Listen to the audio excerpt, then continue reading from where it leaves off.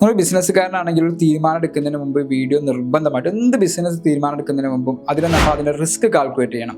അതിനൊരു 4 മെത്തേഡാണ് risk calculate നമ്മൾ എടുക്കുക. ഒന്നാമത്തെ റിസ്ക് എന്ന് പറയുന്നത് ക്രിട്ടിക്കൽ റിസ്ക് ആണ് നോക്കുക. ക്രിട്ടിക്കൽ റിസ്ക് എന്ന് പറയുന്നത് അതിൻ്റെ ഇമ്പാക്റ്റും ഹൈ ആയിരിക്കും, അതിനുള്ള ചാൻസ് പ്രോബബിലിറ്റി ഹൈ ആയിരിക്കും. ഒരു പ്രൊഡക്റ്റ് നിങ്ങൾ ലോഞ്ച് ചെയ്യാൻ തീരുമാനിച്ചു, അതിൻ്റെ മാർക്കറ്റ് സ്റ്റഡി ഒന്നും നടത്തിയില്ല. അങ്ങനെയാണെങ്കിൽ ആ പ്രൊഡക്റ്റ് മാർക്കറ്റിൽ ഹിറ്റ് ആവാനുള്ള ചാൻസ് വളരെ കുറവാണ്.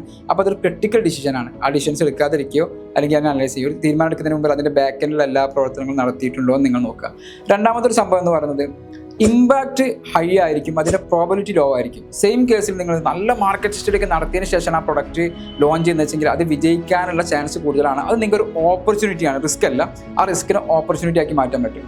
മൂന്നാമത്തെ ഒരു കേസ് എന്ന് പറയുന്നത് ലോ ഇമ്പാക്റ്റ് ആണ്, ഹൈ പ്രോബബിലിറ്റി ആണ്.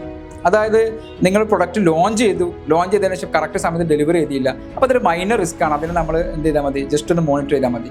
നാലാമത്തത് ലോ ഇമ്പാക്റ്റും ആണ്, ലോ പ്രോബബിലിറ്റി ആണ്. ആ പ്രൊഡക്റ്റ് പ്രിന്റ് ചെയ്യുന്ന സമയത്ത് അതിന് ചെറിയൊരു മിസ്റ്റേക്ക് ഒക്കെ വന്നു, അതൊക്കെ കുറച്ച് പ്രൊഡക്റ്റ് ലോഞ്ചിന്റെ ഭാഗമായിട്ട് സംഭവിക്കുന്നതായിട്ട് കണ്ട് അതിനെ നിങ്ങൾക്ക് ലോ കൺസേൺ അല്ലെങ്കിൽ അവോയ്ഡ് ചെയ്യാവുന്നതാണ്. അപ്പോൾ ഒന്നാമത്തെ റിസ്ക് ഹൈ ഇമ്പാക്റ്റും അതേപോലെ ഹൈ പ്രോബബിലിറ്റി റിസ്ക് എടുക്കുന്നതിന് മുമ്പ് നിങ്ങൾ നല്ല രീതിയിൽ ചിന്തിക്കുകയും അതിൻ്റെ ഒപ്പീനിയനുകൾ എടുക്കുകയും ചെയ്യുക.